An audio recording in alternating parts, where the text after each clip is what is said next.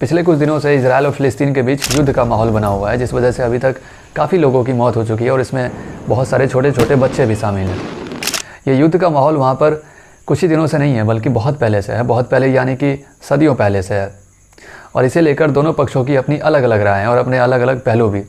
हम लोग यहाँ पर दोनों पक्षों के पहलू को समझेंगे और इसके बाद आप खुद समझ सकते हैं कि यहाँ पर कौन सही है कौन गलत, या फिर दोनों सही हैं या दोनों गलत। दुनिया भर में कुछ लोगों को लगता है कि ये लड़ाई सिर्फ धर्म की वजह से अलग अलग समुदायों के बीच हो रही है। कुछ लोगों को लगता है कि ज़मीन की वजह से हो रही है, जबकि ये लड़ाई किसी एक वजह से नहीं हो रही है। यहाँ पे धर्म, ज़मीन, आज़ादी, अपना हक, सब कुछ की वजह से लड़ाई हो रही है।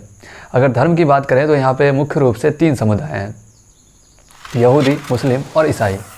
और ये युद्ध मुख्य रूप से 2 समुदायों के बीच है, यहूदी और मुस्लिमों के बीच। फ़िलिस्तीन और इजराइल से संबंधित किसी भी बात को समझने के लिए हमें सबसे पहले यहाँ के भूगोल के साथ साथ इतिहास को भी अच्छे से समझना पड़ेगा, वरना यहाँ पर क्या हो रहा है ये तो आप समझ जाएंगे, लेकिन क्यों हो रहा है और इसके पीछे वजह क्या है ये आप समझ नहीं पाएंगे।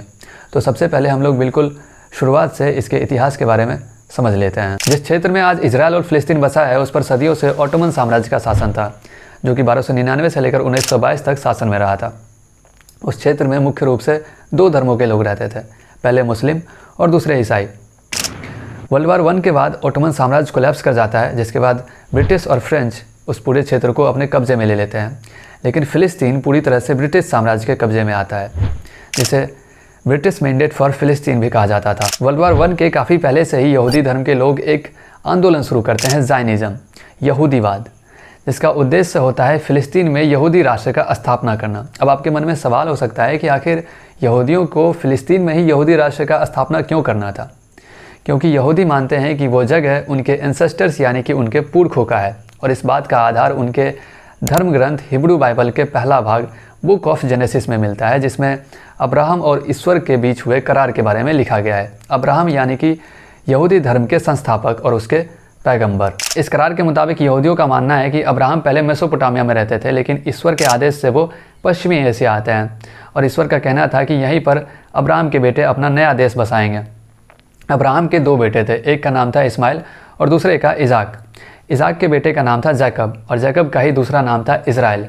इज़राइल के 12 बेटे थे, जिन्हें 12 ट्राइब्स ऑफ इज़राइल भी कहा जाता है, और आगे चलकर जिनकी पीढ़ी एक नया यहूदी देश बनाती है, जिसे प्राचीन समय में लैंड ऑफ इज़राइल भी कहा जाता था। और अभी के यहूदियों के दावे का जो आधार है वो भी यही है। तो जब से यहूदीवाद शुरू हुआ तब से यूरोप के आसपास के यहूदी फ़िलिस्तीन पलायन करना शुरू करते हैं। उससे पहले यहूदियों का कोई खास देश नहीं था। शुरुआत में ब्रिटिश यहूदियों को पलायन करने देते हैं, लेकिन जब पलायन बहुत ज़्यादा बढ़ जाता है तब यहूदी और अरबी लोगों के बीच तनाव पैदा होने लगते हैं, काफ़ी दंगे होने लगते हैं, जिसके बाद 1930 के दशक में ब्रिटिश पलायन को कम करने लगते हैं और इसके जवाब में यहूदी अपनी एक नई सेना बनाते हैं ब्रिटिश और लोकल अरबी लोगों से लड़ने के लिए, जो उनके खिलाफ थे। इसके बाद स्थिति और भी भयावह होने लगा और इसके साथ ही और भी ज़्यादा यहूदी इस ब्रिटिश फ़िलिस्तीन के लिए पलायन करने लगे। जब वहाँ पर दंगा बहुत ज़्यादा बढ़ने लगा तब 1947 में यूनाइटेड नेशन के द्वारा ब्रिटिश फ़िलिस्तीन को 2 अलग अलग राज्यों में बांट दिया गया, एक यहूदी के लिए इज़राइल और दूसरा अरबी के लिए फ़िलिस्तीन। और जेरूसलम, जो कि यहूदी, मुस्लिम और ईसाई सभी के लिए पवित्र स्थल है, उसे स्पेशल इंटरनेशनल जोन घोषित कर दिया गया। ये सब कराने के पीछे मुख्य वजह था फ़िलिस्तीन को आज़ादी और यहूदियों को एक स्पेशल स्टेट देना, ताकि दंगा को ख़त्म किया जा सके। इजराइल तो मान जाता है, लेकिन अरबी देशों को ये सब यूएन का राजनीति लगता है, और ब्रिटिश फ़िलिस्तीन का जितना भी क्षेत्र था उस पूरे क्षेत्र को फिर से एक संगठित फ़िलिस्तीन बनाने के लिए इजराइल के खिलाफ अरबी देश जंग छेड़ देते हैं। ये जंग इजराइल जीत जाता है और जेरूसलम के आधे पश्चिमी हिस्से के साथ साथ फ़िलिस्तीन का बहुत सारा हिस्सा अपने कब्जे में कर लेता है, और इसके बाद फ़िलिस्तीन के बहुत सारे लोगों को अपना घर छोड़कर पलायन करना पड़ता है, जिनकी जनसंख्या आज 70 लाख से भी ज़्यादा हो चुकी है। युद्ध के बाद गाज़ा और वेस्ट बैंक को छोड़कर इजराइल पूरा क्षेत्र अपने कब्जे में कर लेता है। गाज़ा इजिप्ट के कंट्रोल में रहता है और वेस्ट बैंक जॉर्डन के कंट्रोल में। जॉर्डन इजराइल के पूर्वी दिशा में देश है और वेस्ट बैंक डेड सी के वेस्ट में है, इसीलिए उसे वेस्ट बैंक कहा जाता है। इसके बाद जिस भी अरबी देश में यहूदी मौजूद थे उन्हें वहाँ से निकाल दिया गया और वो सभी इजराइल की ओर पलायन करने लगते हैं। 1967 में एक बार फिर से इजराइल और अरबी देशों के बीच 6 दिनों का युद्ध हुआ। युद्ध के ख़त्म होने के बाद सीरिया का गोलान हाइट्स, जॉर्डन का वेस्ट बैंक, इजिप्ट का गाज़ा और सिनाई पेनिनसुला सब कुछ इजराइल अपने कब्जे में कर चुका था और फ़िलिस्तीन का पूरा क्षेत्र अपने कब्जे में कर रहा था। 1978 में इजराइल और इजिप्ट दोनों संधि के रूप में कैंप डेविड एकॉर्ड साइन करते हैं और सिनाई पेनिनसुला इजिप्ट को वापस लौटा दिया जाता है। इसके बाद अगले कुछ दशकों में सभी अरबी देश धीरे धीरे इजराइल के साथ शांति स्थापित कर लेते हैं, लेकिन लगातार इजरायली सेना वेस्ट बैंक और गाज़ा में फ़िलिस्तीन के क्षेत्र पर कब्जा किया जा रहा था, जिसके बाद से ये तनाव मुख्य रूप से फ़िलिस्तीन और इजराइल के बीच रह गया था। फ़िलिस्तीन राज्य बनाने के लिए 1960 के दशक में एक संगठन सामने आता है जिसका नाम होता है फ़िलिस्तीन लिबरेशन ऑर्गेनाइजेशन PLO, जो कि इजराइल से लड़ता है। शुरुआत में PLO का कहना था कि वो पूरी ब्रिटिश फ़िलिस्तीन को चाहते हैं, यानी कि वो पूरी तरह से इजराइल को ख़त्म करना चाहते हैं। इसके बाद इजराइल और PLO के बीच कई सालों तक संघर्ष जारी रहा, लेकिन बाद में PLO के द्वारा ये कहा गया कि वो क्षेत्र को इजराइल और फ़िलिस्तीन दोनों के बीच 2 भागों में बांटने के लिए राज़ी हैं। इसके बाद भी उनका संघर्ष जारी रहता है। ये सब के बीच जिस फ़िलिस्तीनी क्षेत्र को इजराइल अपने कब्जे में किया था, उस क्षेत्र में यहूदी लोग, जिन्हें सेटलर्स कहा जाता है, वो अवैध तरीके से घुसकर बसने लगे थे, जैसे कि गाज़ा और वेस्ट बैंक में। इन सेटलर्स को इजरायली सेना के द्वारा सुरक्षा दिया जाता है, जिसके बाद से फ़िलिस्तीन के लोगों को और भी ज़्यादा प्रॉब्लम होने लगता है। अभी के समय में वहाँ पर लाखों सेटलर्स बसे हुए हैं।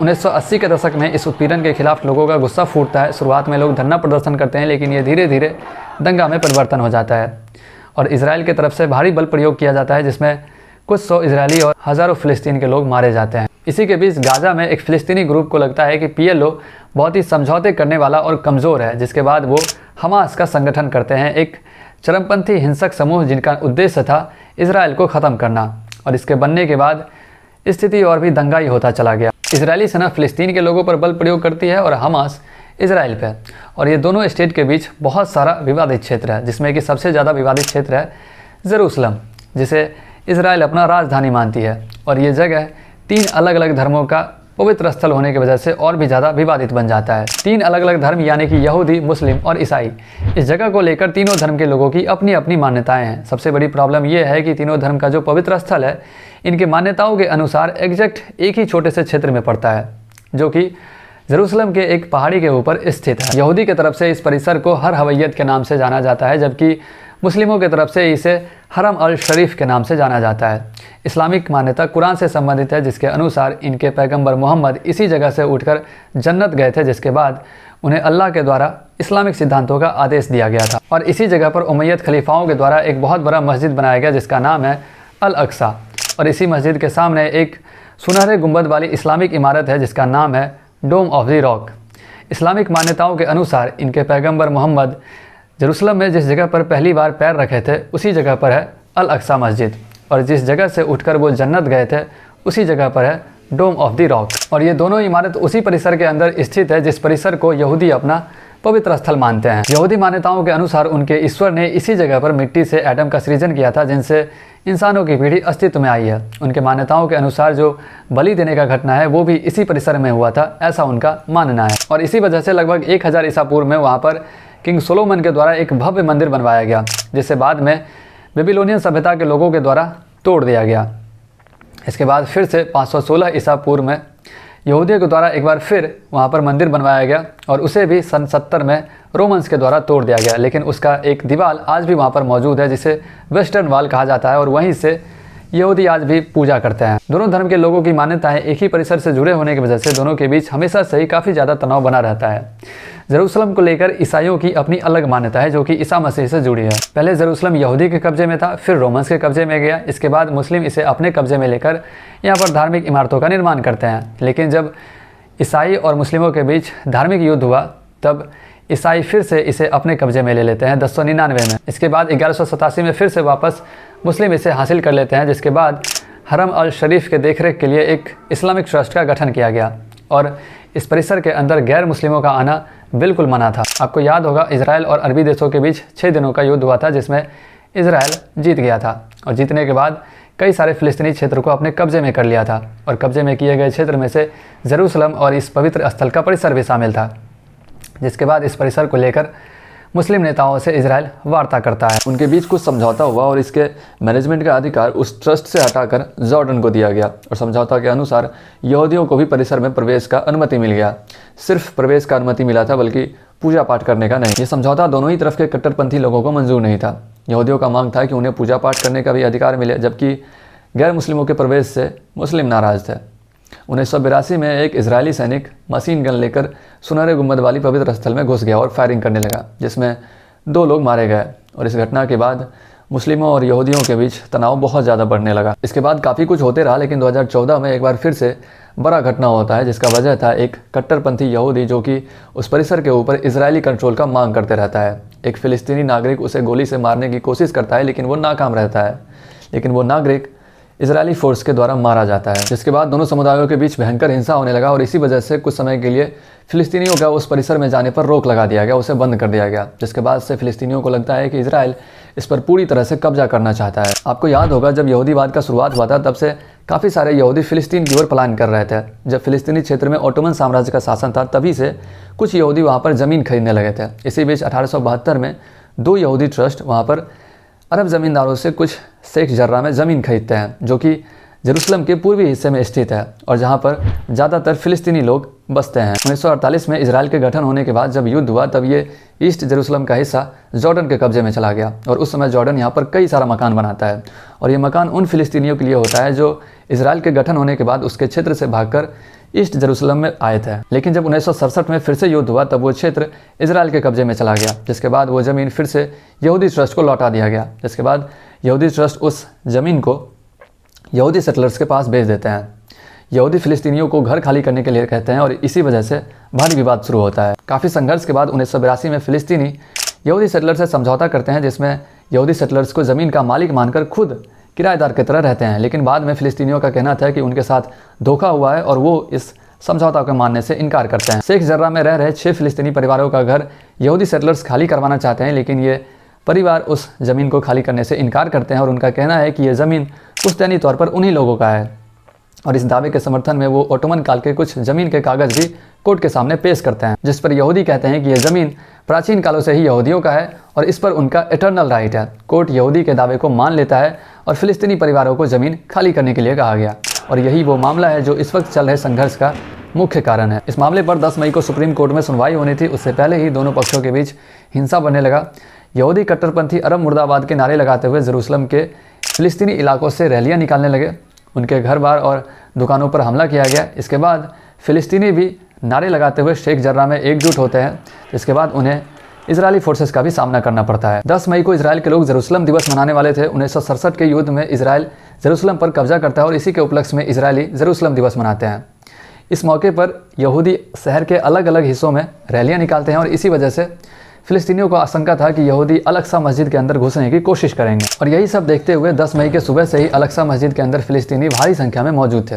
इजरायली फोर्स का आरोप है कि जब वो मस्जिद के बगल वाले रोड पर थे, तभी उन पर मस्जिद के अंदर से पत्थर फेंके गए। उसके बाद ही वो परिसर में दाखिल हुए, जबकि फ़िलिस्तीनियों का आरोप है कि पहले इजरायली फोर्स के द्वारा मस्जिद के अंदर स्टन ग्रेनेड, रबर बुलेट्स और आंसू गैस भी छोड़े गए। इस हिंसा में 9 इजरायली अधिकारी घायल हुए और 300 से भी अधिक फ़िलिस्तीनी जख्मी हुए। इजरायली फोर्स के द्वारा किए गए इस कार्रवाई को फ़िलिस्तीनी लीडर्स एक भारी अपराध बताते हैं, जबकि फोर्सेस के द्वारा अल-अक्सा मस्जिद को खाली करवाकर उसके दरवाजे बंद करवा दिए गए और उसकी चाबियां भी अपने कब्जे में ले ली गई। आपको याद होगा गाज़ा में एक चरमपंथी हिंसक समूह का संगठन किया गया था, जिसका नाम है हमास।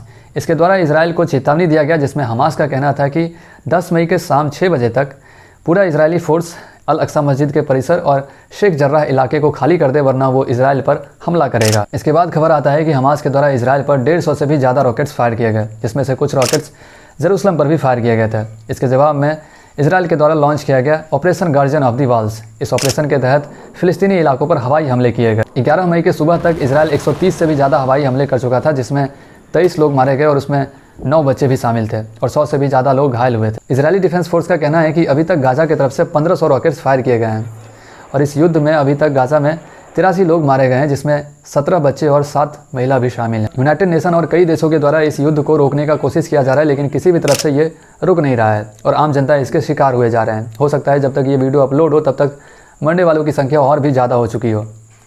मुझे उम्मीद है कि आपको सच्चाई पता चल चुका होगा और इस एपिसोड में लगता है बहुत ज़्यादा हो चुका है। तो आज के लिए इतना ही।